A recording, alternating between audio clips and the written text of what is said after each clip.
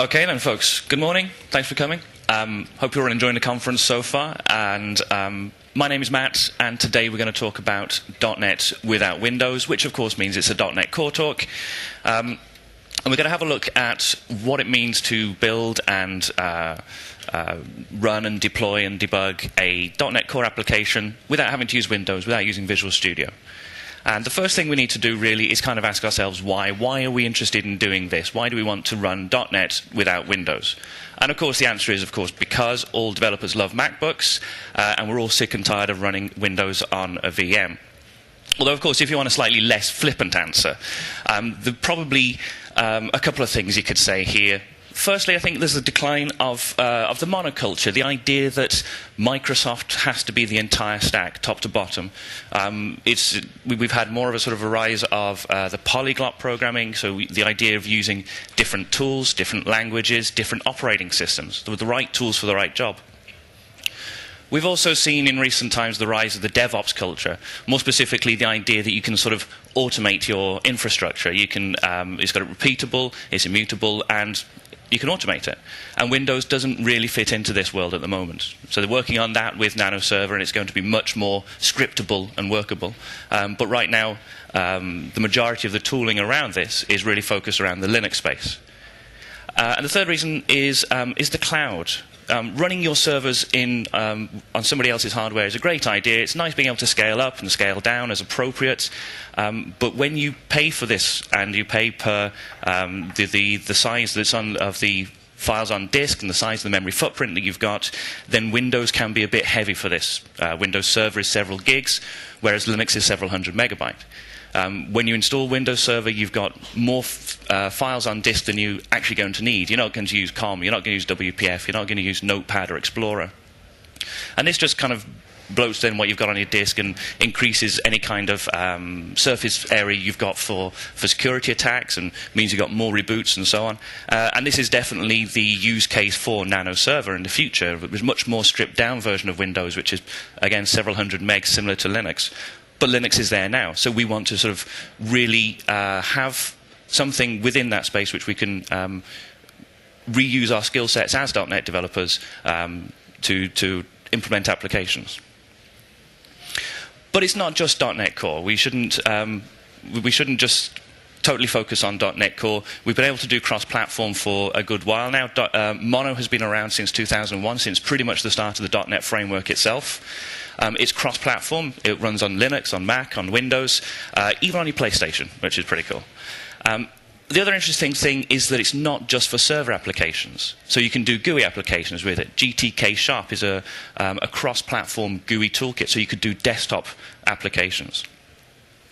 The other thing to say about Mono is that it's open source, which it means that you can contribute to it, but also, and anecdotally really, it means that there isn't a big corporation behind it like Microsoft to put in necessarily the resources that you'd require for such a big project. And so anecdotally, there are people, you are more likely to encounter incompatibilities with the .NET framework and other issues which can cause you problems. For example, the current conversation around .NET Core is that it is faster than Mono. So this is a good thing here.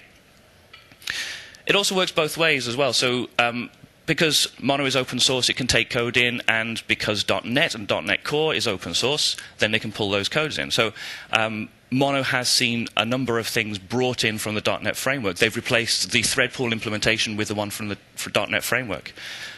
Just the other week on .NET, Miguel was talking about the number of class libraries that have changed, and depending on how you count it, it's between 40 and 60% of the base class libraries have been updated with code from Microsoft. They're also looking at bringing the garbage collector in as well. And then we've got Xamarin, which is perhaps Mono's biggest sponsor. They provide cross-platform support for the Mac, for iOS, for Android, and the thing they add on top of Mono really is some platform API binding, so you can do native applications. Everything is statically compiled ahead of time, statically linked, so you don't deploy the runtime. You've still got garbage collector, but you don't necessarily have things like the JIT compilation. This has also been recently open sourced with the acquisition by Microsoft. But again, the interesting thing I kind of want to point out here is Xamarin Forms. It's about cross-platform desktop applications and GUI apps, and having a native look and feel by abstracting the native widgets, building a XAML toolkit or framework, not toolkit, that works with the native widgets and gives you the native look and feel. That gives you kind of like a common subset of functionality, but it gives you then an escape hatch if you want to get into more richer, more native functionality. And this is there for iOS, for Android, for Windows Phone. And the interesting thing is there's a WPF backend which is nearly finished. So this could be an interesting thing to watch for doing cross-platform desktop applications. And then Unity. Unity is a huge thing as well. The website says they have 4.5 million registered developers. If you haven't used it, then if you've downloaded a game on your mobile phone, chances are it's powered by Unity. It's a native game engine, but the logic behind the games can be powered by .NET, by Mono. And this is very much cross-platform as well. iOS, Android, Windows Phone, Windows, Mac, PlayStation, Xbox, virtual reality things, and even Tizen. And anybody know what Tizen is? More than me, well done. I've got no idea. So that brings us to .NET Core then. I kind of assume all of you have heard of .NET Core, but just to kind of quickly recap, it's a new .NET stack from Microsoft. That means it's the full stack, top to bottom, the CLR itself, the runtime, the JIT compiler, the garbage collector, and it's the base class libraries as well. System.threading, collections immutable, XML, HTTP, and so on. It's not brand new. It was initially forked from the .NET framework, so it is based on tried and tested code. And this is now cross-platform. This is a big thing here. It works on Windows. It's also going to work on Nano Server, which is a good thing. And also runs on OS X, various flavors of Linux, and also FreeBSD. FreeBSD is in brackets here because it's not listed as one of their officially supported platforms, but it does run on there. It's open source as well. It's hosted on GitHub. You can get the source, build it, contribute. You can interact with the developers. You can raise issues and so on. It's all good. And the other big thing about it really is that the base class library has been very much refactored. All of the assemblies have been split down into more of a fine-grained set of collections. So collections API, for example, is a good one. You'd have system.collections and collections immutable as separate assemblies. You've got threading as one assembly, threading tasks as another. And the same with things like I.O. Zip files will be different to drive info, which is different to file info, all as separate assemblies. And NuGet is everywhere. Every single assembly is packaged as a NuGet package. The runtime is also a NuGet package. This is a big deal with .NET Core. I'm not going to spend too much time on this, but this is kind of the way that compatibility is going to work with .NET Core. This is worth looking at in more detail at the docs on GitHub. The idea of the .NET Standard Platform. This is a virtual platform which other platforms implement. So it's kind of like a specification, really. It's a common subset of APIs that are available on a particular physical platform. And it's versioned, and each version is sort of backwards compatible. The APIs in that subset are additive. So, for example, you've got .NET Platform Standard 1.6, and the platforms that currently work with that are .NET Core 1.0 and the .NET Framework 4.6.3. The idea of this is that it kind of replaces the portable class library idea. The portable class libraries, they are not extensible. So if you have a library that targets a portable class library, that specifies the list of all the platforms that it actually supports. And if you add a new platform, it's not supported. So this idea of having this kind of virtual API abstraction specification kind of gets around that. As long as the platform conforms to one of these standards, then it can consume stuff. The idea is that as a package author, you target the lowest net standard possible, and in that way you then get the widest reach of actual platforms. So, for example, if you targeted 1.6, your library would only work on NetCore 1.0 and .NET Framework 4.6.3. But if you targeted 1.3, for example, you can run on .NET Framework 4.6 and above. You can also run on Windows 10 applications and also, of course, Mono. And likewise, if you run on 1.1, then you can run on all the platforms that 1.1 supports. Application authors will then target the actual platform. So you'd still target .NET 4.5.1 if you're on .NET, or you could do another new one here, which is NetCore app, which is an application for .NET Core. Now, I don't think we can talk about .NET Core really without talking about some of the recent angst in the community and the early adopters and a bit of its image problem. And I think this image here from one of MSDM blogs is a good sort of metaphor for this, really. At the bottom layer here, we've got .NET Core. That's the runtime, the base class library, and it's all nice and neat and lovely and ready and everything. Next layer up is ASP.NET Core, which relies on NetCore below, and again, that's nice and neat and ready and everything. And then at the top in this little kind of thing, not quite fitting in and sort of sticking out, we've got Visual Studio and the tooling and everything. And this is kind of the situation we're in. So to briefly recap some of this. Up until sort of release candidate 1, during development, everything's moving along nicely. We've got the cross-platform ports, we've got the refactored base class library, we hit RC1, we get a go-live license, everything's good. And then after RC1, it's announced that they're going to re-platform. That means that the tooling is going to get a complete rewrite. This is a breaking change on top of RC1. It makes sense.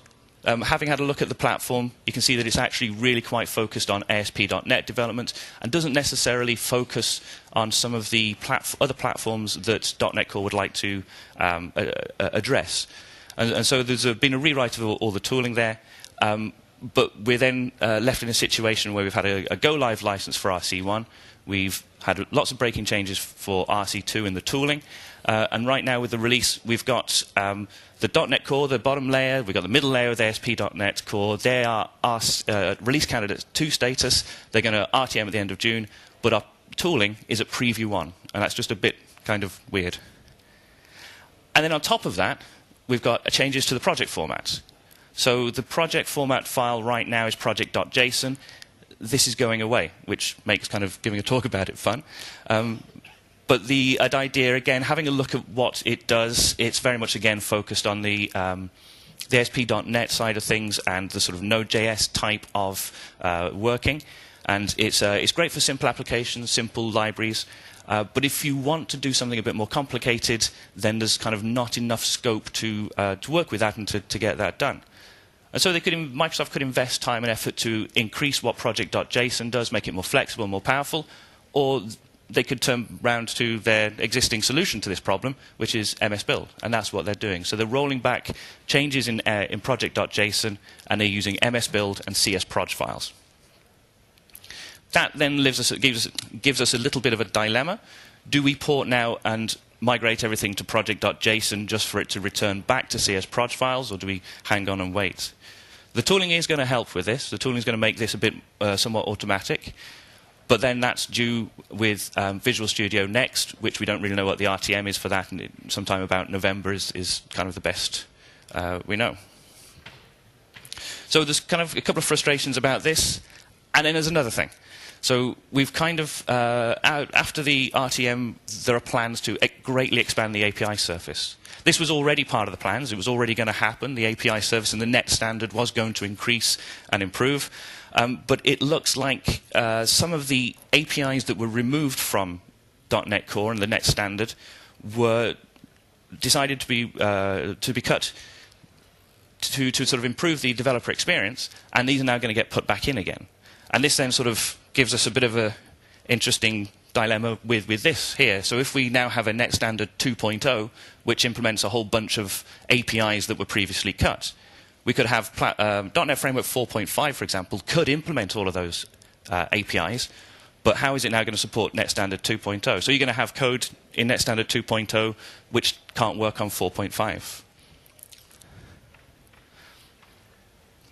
So this all looks very much like it's associated with the Xamarin acquisition. The target APIs that are going to be implemented are pretty much the same as Mono's model platform, which is Mono's subset of APIs of the .NET framework that it implements. And reading between the lines then, does that mean that .NET Core is now starting to target Xamarin and Unity? There are questions really, does this harm adoption? Should I bother porting right now if it's going to sort of be easier later? Because if I'm going to go back to CS Proj file, I don't have to convert my file format. I don't have to work around any API changes that are there. So from our point of view, JetBrains, we've got Project Rider, which is going to be our .NET IDE. We run ReSharper at the moment on Mono when we're running it cross-platform. We want to put that on .NET Core because we've been told .NET Core is going to be faster. But we've got about 300 projects to convert. So right now we'd have to convert 300 projects to project.json, fix up any API changes, or we could just wait. And waiting looks a whole lot easier. The other thing is, does this change the vision of .NET Core? If we had something which was kind of small, focused on nice layering, on the nice refactoring of the base class libraries, does this kind of change the vision by greatly expanding the APIs like this? And right now, this is kind of early days, really. We don't know enough detail to know how this is going to affect things. But don't panic. This is all okay. This isn't too bad. This is the very top layer that we've got going on here. The bottom layer is still good. The .NET Core and the ASP.NET Core is good. And most of this really is a timing and communications issue. If this had happened during beta, this would be fine. We wouldn't bother about this. But it's happened during release candidate. And that kind of makes things a bit tricky. And it's not the best timing.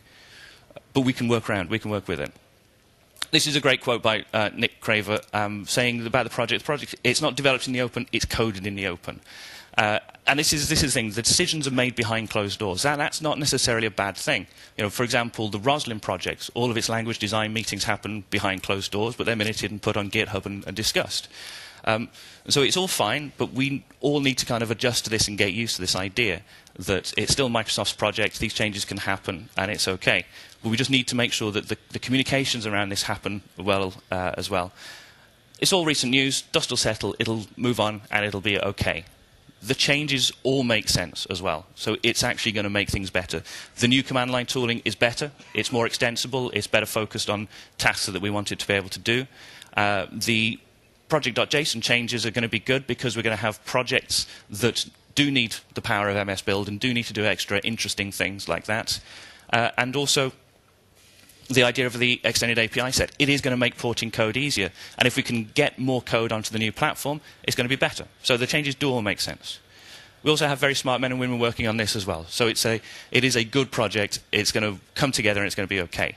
And the other thing to point out, to reiterate as well, despite any kind of sort of controversy we got at the top, the .NET Core and the ASP.NET Core layers, they are definitely solid. They are good quality and they're stable and everything is kind of genuinely ready for RTM. The other thing to point out, I know it's not terribly easy to read up that, is that Microsoft are very much aware that CS Proj files are horrible and project.json files are much nicer and simpler and easier to use, and they're going to be aiming to work towards this. So we've got most of the stuff in the CS Proj file on the left there. It's there for Visual Studio, and they also control Visual Studio, and they're rewriting the project system for Visual Studio Next for C#, and they've already got an issue which is tracking this and trying to reduce the amount of cruft that is in the file there. I don't think it'll ever get to the simplicity of project.json, but it can certainly get it close. Right. That's enough about that. Let's actually start talking about .NET Core on outside of Windows then. Okay, so the first thing you need to do is get .NET Core actually installed. You can get it from this URL, which is clearly a URL which is designed to be written down and not said out loud. Really, www.net is too much. Although, to be fair, it is just shortened to .net, which is clearly better. And once you've got that, then it's time to create a project. So what we're going to do now is we're going to switch to the command line, and obviously everything is very much command line driven. You're all familiar with that if you're not working on Windows. And the first thing we need to do is run the .NET command line tools. And we can do .NET new. And we've now got a simple sample application built in a file here. So now the .NET tools, it works kind of like Git, where you've got a driver application, .NET, and then you've got a bunch of subcommands. And those subcommands will do interesting stuff for you. You've got new, you've got restore, which will do things like something like NuGet restore, build, publish, run, test, and so on. We'll have a look at some of these as we go through. Okay, so we've got various files. We'll have a quick look at those. Program.cs, it's a simple hello world application. The interesting thing to point out is that we've got a static void main here, so this is going to be a console application. And the next thing to look at is project.json. This is our file format. And this is kind of fairly simple. There's not much going on here. We've got a version number of the thing we're going to build. And then the other two elements we've got are frameworks and dependencies. The frameworks tells us what framework we are targeting. And here we're saying I'm targeting NetCore app 1.0. This line here, the imports, is a bit of a backwards compatibility thing.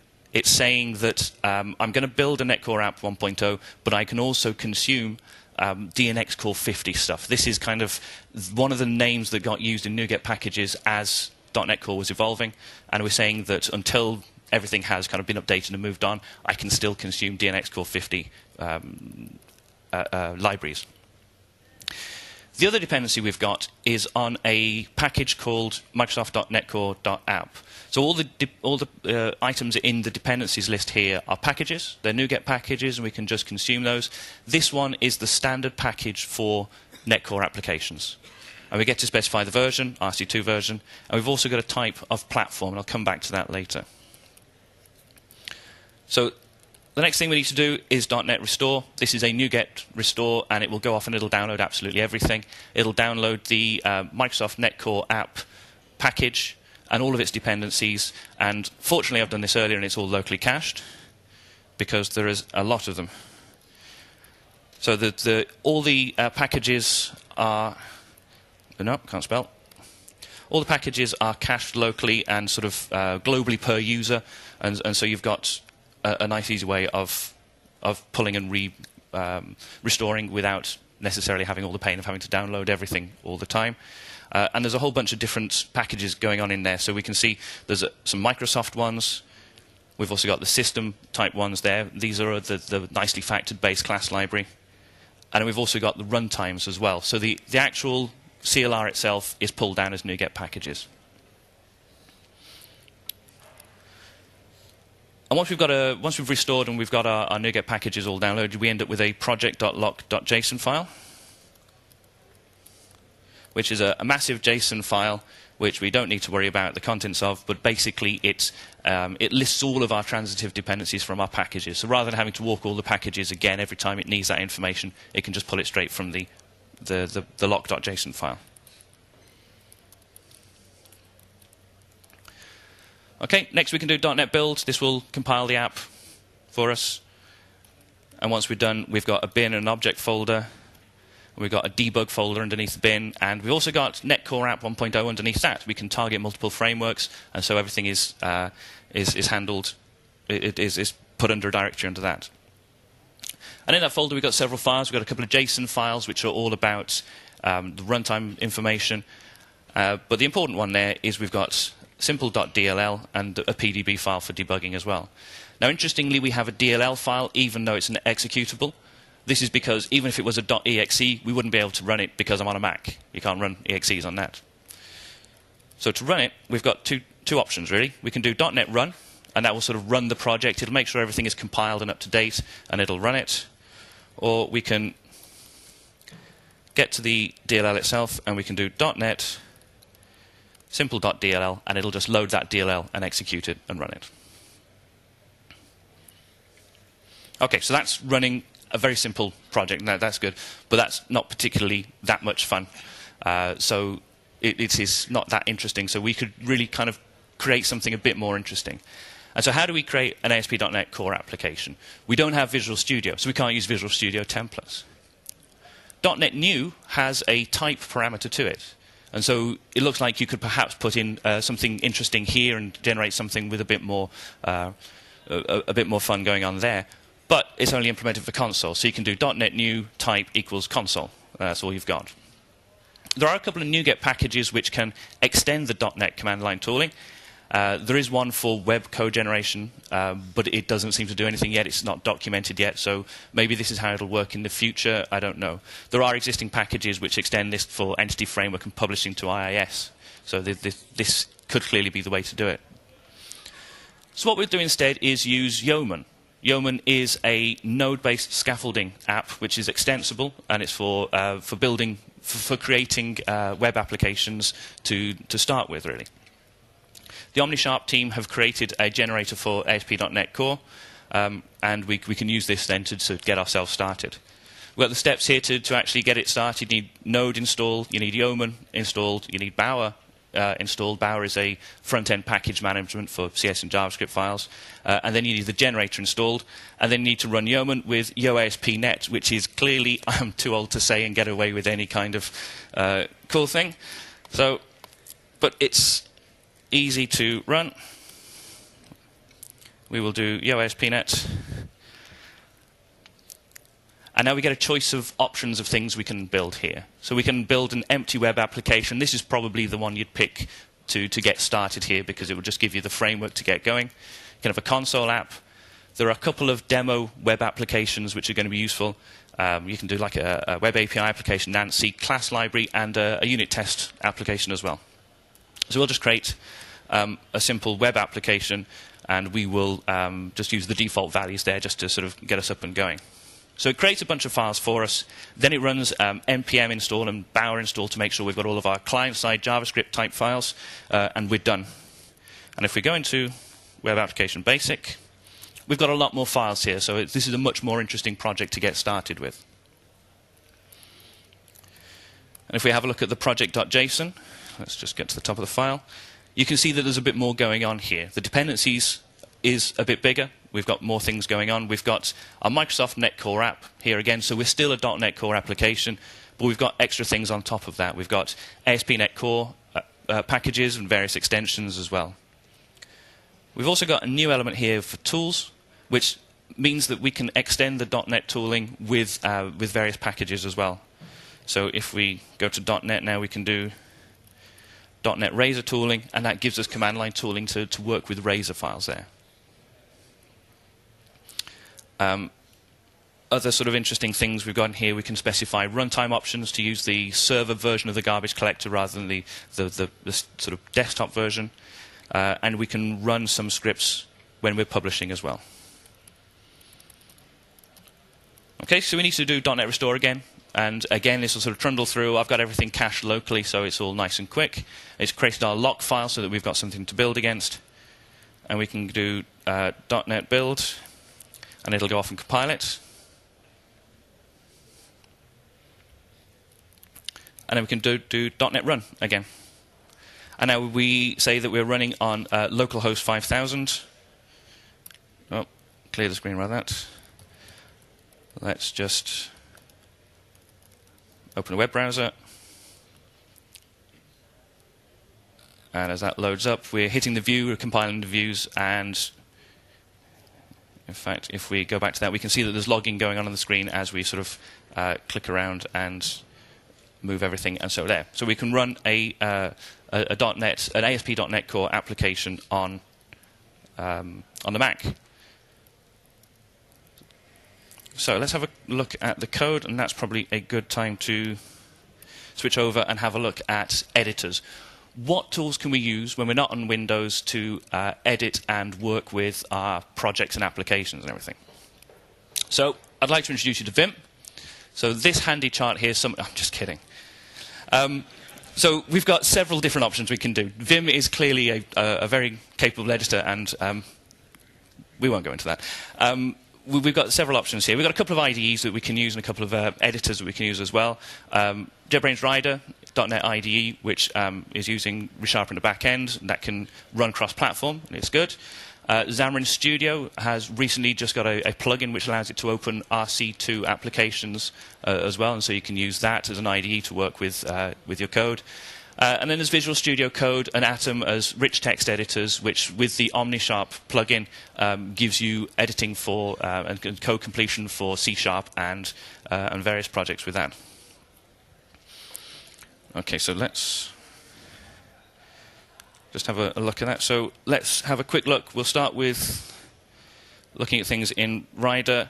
So Rider gives you the sort of ID thing that we've got here. So if you want to do templates, you can have templates here to create new projects and everything. we can have something which creates you a .NET Core class library or a desktop-style class library and so on, so we can get our features from the templates that we'd like from that we're familiar with Visual Studio, or we can just sort of open an existing application. So we'll open our web application basic here. I cheated a little bit there. I've run a little script here. The IDEs, both Rider and Xamarin Studio, they don't really work with the project.json as a file format. They still require the same thing that Visual Studio requires, which is a solution file and a .xproj file. And so I've just cheated and created the xproj file there. Okay, let's just close those windows. So, we've got an IDE, all the kind of things we'd expect from an IDE. We can see our references, we can see their packages, and we can sort of drill down into them and see then what the dependencies are and then what they resolve to with various assemblies and so on. We can navigate to the program. And now we can see, actually, looking at the code, that this is all a bit different to what we'd expect from a web application. So, for example, the big difference here really is that we're a web application, but we have a public static void main. So we are still a console application, even though we're a web app. What we do is we create a web host builder, and basically we set up a bunch of configuration for hosting a web app, and then we run it. There's the short thing.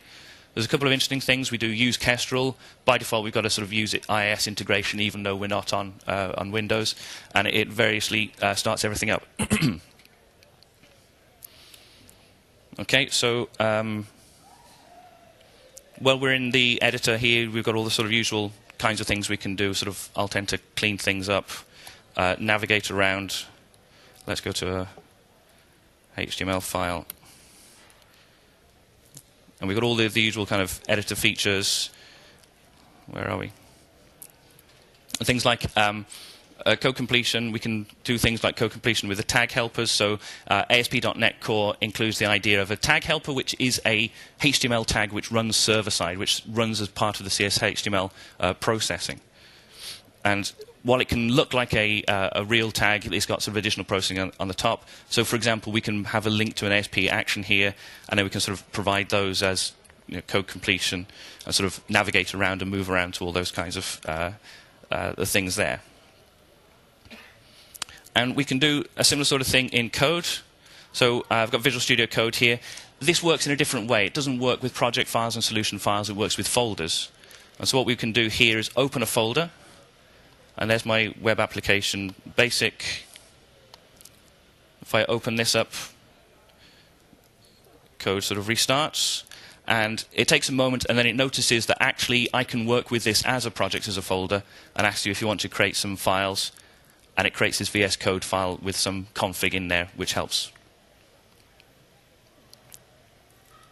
And again, we get sort of similar sort of functionality that we are used to with an IDE. We've got tooltips and auto completion. Let's just put this in because I'll need this later. And so if we hover over everything, we're good there. We've got navigation. We've got squigglies, and we can sort of fix that. We can have remove unnecessary usings and so on. So we've got ways of editing and doing rich editing and IDE type functionality then on different platforms. Let's just go here. We can also set breakpoints. We can do debugging as well. So we can switch the debug window. We can put a breakpoint in our code. And we just press go. It'll make sure everything's up to date, and it won't be because I've just changed things. It'll rebuild it, and then it'll run and start debugging. Okay, so let's just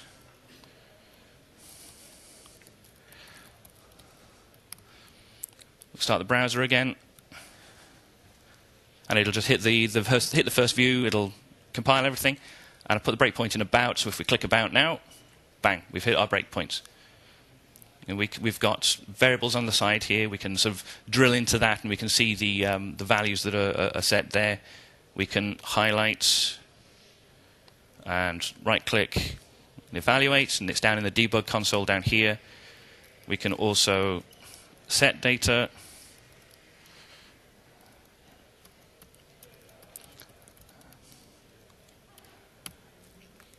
And then if we sort of run and carry on, then it comes through and everything. So we can do debugging as well. So we've got editing, we've got projects, we've got debugging, we've got refactoring. We can do all this kind of thing without having to use Visual Studio. OK, so what's next? Testing. Testing. Actually, let's switch straight back to the console. We can use ASPNET again for this one, and we can create a unit test project. Again, I'll just take the defaults, and we'll do a quick restore. We've got, so XUnit is the default, sort of, well, it's kind of like the de facto standard for running tests in .NET Core. It's basically the first framework that got ported over. There are also frameworks to support MS Test, and NUnit, I believe, has a framework. I think it's NUnit Lite that they use, and you can use whichever one you want there. And if we have a quick look at the project.json here, we'll see that this is handled nice and easily by taking on a dependency on .NET Test XUnit. This is adding the test runner into the tooling. And we've got XUnit, which is our dependency for actually using the XUnit API.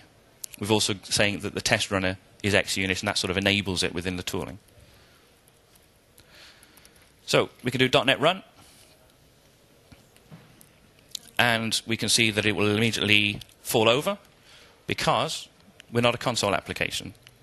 If we have a look at the code, we can see this is just a class. So we're just building a class library here. We're not building a console app like we did with our simple demo with the web application. So we've got a simple test here. We've got two tests. One passes, one fails. And to run those, we just use .NET Test. And that'll make sure everything is compiled and up to date. And it'll run it. We can see that XUnit does discovery. And then it actually runs the tests. It prints out anything that fails. And then we get a nice little sort of summary at the end there.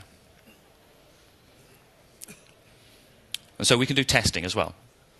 So we can create a project, we can edit it, we can do refactoring and building and debugging. We can test it. The next thing we want to do is hosting. And hosting. So how does this work in the world when we don't have IIS? How do we do testing? Hosting. And everything is a console app as well. So if everything's a console app, how does this all work? Well, we could have seen it with the web application basic there. It's a console app. We configure everything all up, and then we run it. And this basically means that we are self-hosting. We have an in-process web server, and this is Kestrel. There was a great talk yesterday, Damien Edwards and David Fowler talking about the internals of Kestrel. They've done crazy things to optimize it. It is very, very fast. It's all based on libuv, like Node is. And it's all sort of very much sort of async await and efficient, and they've reduced all the allocations they possibly can, and it is just fast. So it's a great stat, 2,300% more requests than an equivalent benchmark on ASP.NET 4.6. That's pretty fast, so that'll be good. But don't expose it to the internet. The recommendation here is that you do not have this exposed to the internet.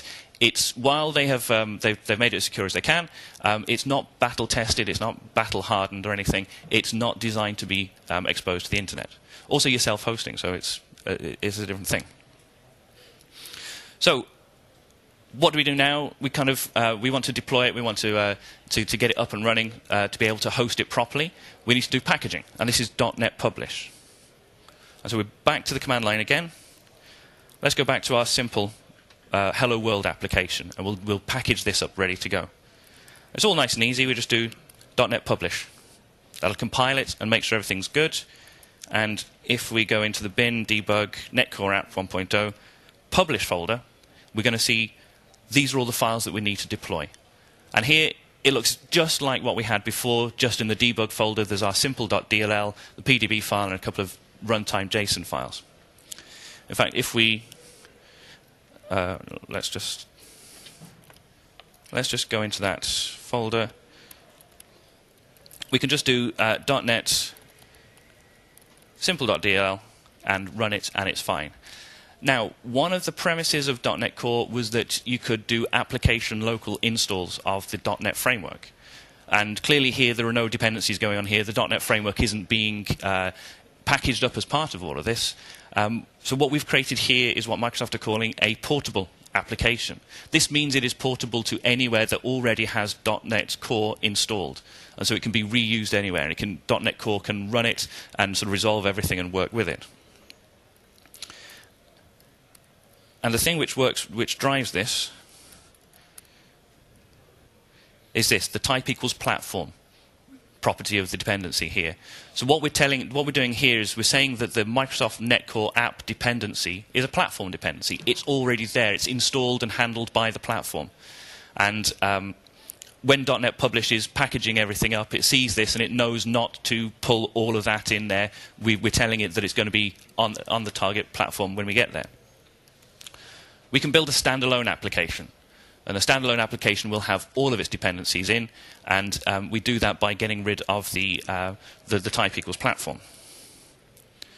Now, I'm just going to, again, cheat and copy this in, because there's an extra bit you need to add, which I will fat finger if I'm going to do it live. So we've got rid of the type equals platform from Microsoft NetCore app, and then down the bottom we have to add in a new element, the runtimes element. Because we're saying we're going to run on a platform which doesn't have .NET installed, there's no smarts there to figure out what platform the .NET actually supports here, what runtime it is. So we have to tell the packaging .NET Publish what runtime we're targeting. And so I'm going to run on my Mac here, so I want to target the OS X runtime. And now I've changed the project.json, so I have to do another .NET restore. And if I do .NET Publish now, it should build us a standalone application.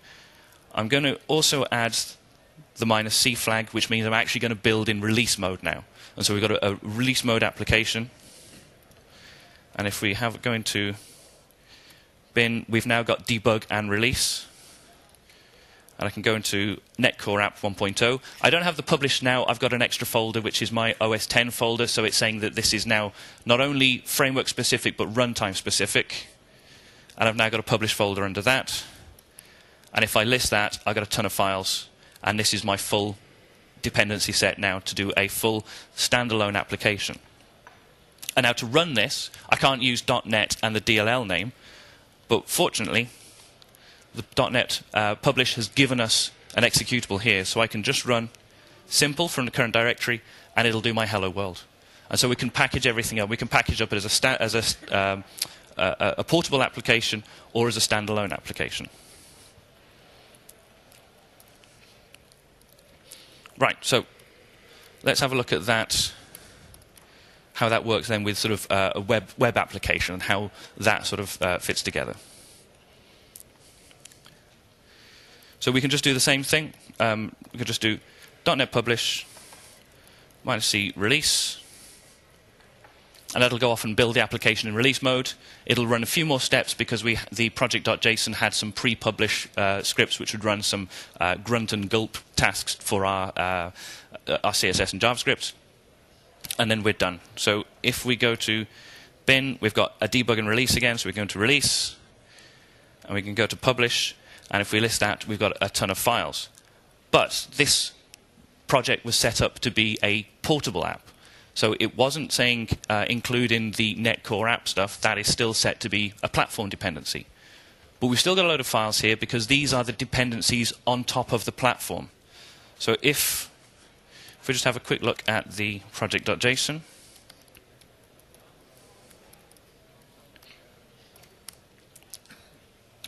Have a look at my dependencies here. Microsoft NetCore app is still a platform dependency, but we've also got a whole bunch of other dependencies on ASPNET Core and various extensions and so on. These all need to be distributed when we're packaging things up as well, and that's what these extra files are in here. And we've also got then the main application. This is our program static main, and we can run it by doing .NET Web Application Basic.dll. Nope. Because I forgot to stop that and the port is in use. Okay, and we're listening on port 5000 again.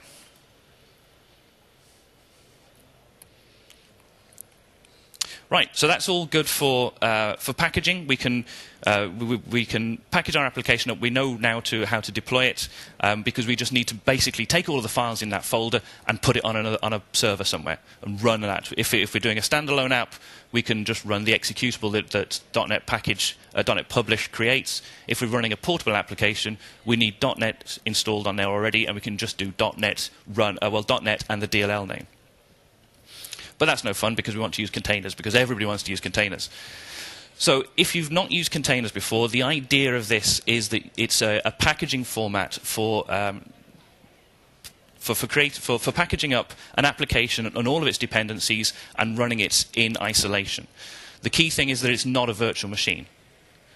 What it is an isolated process group that runs on a shared Linux kernel. So the idea is you've got a Linux kernel at the bottom here, and then you can run a container which kind of sits on top. And you can run multiple containers on the same Linux kernel, and they are isolated from each other. So when you have one container running, it thinks it's the only thing running on the Linux kernel. It thinks it owns that kernel. And the important thing to point out is that right now, containers are all about Linux. It is a Linux technology. Microsoft have got Windows containers coming in the next version. In fact, I think they've got Hyper-V containers in the current preview builds of Windows 10. But right now, when we're talking about containers, we generally mean Linux containers. And this next bit, I wish they'd put this on the website. It took me ages to kind of figure this one out. But if you are running a container on Windows or Mac, if you're trying to run Docker or any other kind of container on Windows or Mac, you need to have a virtual machine which runs this Linux container. This Linux kernel. It's all about Linux is what we're doing here. And what you need then to put things into a container is that you need to create an image to run in that. Okay, and that's all nice and easy. So what we want to do is have an image which basically contains all of these files. So what we'll do is we'll grab a Docker file and pull it in. And if we have a look at the Docker file, it's actually really quite straightforward. We've only got a few steps here. We're saying the first line is a from command, and we're saying, I want to build an image based on this existing image. And the image is the Microsoft.NET image, which is packaged by Microsoft. It's a version of Debian, I think it is, which has .NET already installed on it for us. And so we can build on top of this. We'll have .NET installed, and we can put our portable app on there and run it. So the next line is to just copy the current directory, which is our portable app files, and put that into the /app folder. We change directory to /app. We use the expose command to tell Docker that we're going to be listening on port 5000. And then we run the application. We don't run .NET and the DLL name itself. So it's all nice and easy. There's only a few steps, and it's all straightforward. And now what we need to do is build, let's call it demo in the current folder. And that will build a new image based on the Microsoft Docker image that we've got. So if we list our images now, we can see, let's just pull that out a bit. We have two images now. I've got the Microsoft.NET image, which I downloaded previously. If it wasn't there already, Docker build would have downloaded it for me. And then we have my demo image, which we've just created. And now I can run it. And very importantly, I need to tell Docker to expose port 5000, that I want to use port 5000. I'm going to run it interactively, so I can do Control-C and finish it. And there it is. It's running. Oh, yeah, I should point out that I have... don't start Windows 10, that would be bad. There we go. So I have my Docker instance running. I have my Linux virtual machine here. That is my shared kernel, which is all the containers are going to run in. So that's already running. And let's just open up the browser. Localhost 5000, and run it, and it fails. And this is, again, because we're running in a virtual machine. Our Linux kernel is running in a virtual machine which has its own IP address and which is separate to localhost. So what I need to do is I need to get the IP address of my Docker. Not sure you can see that. So I can ask Docker what the IP address of the shared Linux kernel is, and it'll give me here. And then I can point the browser at that. Let's just do that again. And the browser will now talk to the shared Linux kernel, a port 5000, which is then being forwarded to the container, and now we can actually display that. So now we are hosting our application and running it in a Docker container. But we're doing that with Kestrel, with our self-hosted web server, which we said don't expose that to the internet. It has been battle hardened. You want to put something in front of that. And what we want to do now is we want to put a reverse proxy in front of it. This is a bit of kit which will actually be the interface to the internet, and it is something which is designed to do this job rather than Kestrel, which is sort of designed to do self-hosting and be as fast as possible. So the idea of a reverse proxy is you're all most likely very much already familiar with a forward proxy. If you've ever worked in a corporate environment and you've had to configure your browser to talk to a proxy to get your web servers, web pages, then that's a forward proxy. Your browser knows about the proxy. It talks to the proxy and says, go and get me google.com, go and get me another site. Reverse proxy kind of works the opposite direction. The client thinks it's talking to the end server, but the reverse proxy is then talking internally to another server. So it allows servers to be contacted by any client rather than any client talking to a client talking to any server. The easiest way to think of this is as a load balancer. A load balancer is a perfect example of a reverse proxy. So we're just going to sort of step back out of this a minute. How would this work in the IIS world, in the Windows world? Because we're all used to how ASP.NET apps are hosted in IIS. But for this idea where we've got executables and reverse proxies and everything, how does this work in IIS? And the answer is to use the HTTP platform handler. This acts as a reverse proxy. It does process management, so it would start up the executable, the .NET DLL. And this is how it would work for things like Ruby applications as well, where they are run essentially as an executable, as an out-of-process executable. The module is responsible for sort of forwarding the requests to and from these external processes, these child processes, and it's kind of responsible for also telling the child process where to listen to. When we're on sort of Linux and everything, there are sort of several options here. You've got things like Nginx, HAProxy, HTTPD, and this is where you want to speak to your certified DevOps engineer and not listen to me, and you get the best solution for the job here. These are reverse proxies and load balancers. HAProxy is a big one used by GitHub, Stack Overflow, Twitter. Nginx is also huge and used all over the world as well, but it also provides extra functionality like web servers and HTTP caches and so on. And these are very easy to do. So I've got... Hang on, I can't see what I'm doing down there. Right, so I've got a config file for HAProxy here, and there's a bunch of sort of defaults at the top. The interesting thing is down here. And what we need to do is we kind of listen on port 5000, and then we can forward it on to a server, which I've called Docker1. That's my IP address and port 5000 there.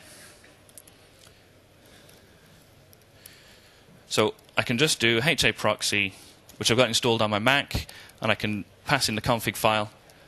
If I swap back to the browser and go to localhost, if I refresh that, I've now got my reverse proxy in place. So I'm talking to localhost, which is my reverse proxy, which then forwards the call into my Docker container. And if I had multiple instances there, I could use that as a sort of load balancing and sort of round robin or whatever technique I want to navigate around them.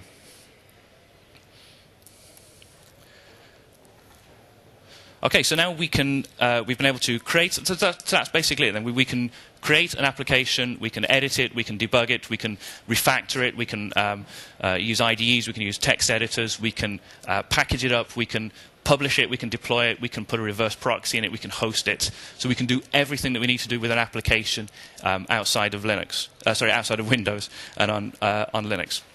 So that just leaves me really basically to say thanks, and I'm just glad I've managed to get to the end of a .NET Core talk without anything changing. So it's all good. So we've got a few minutes. If anyone has any questions, please shout out. If not, come and grab me later. And failing that, thank you very much.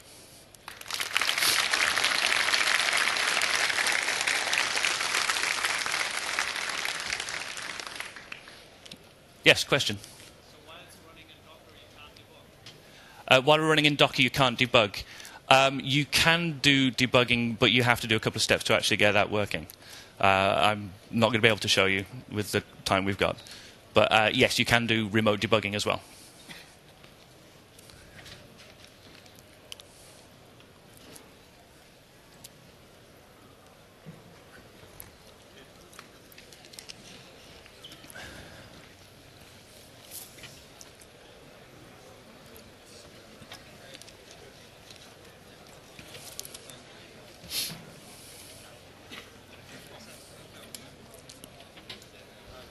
Hello.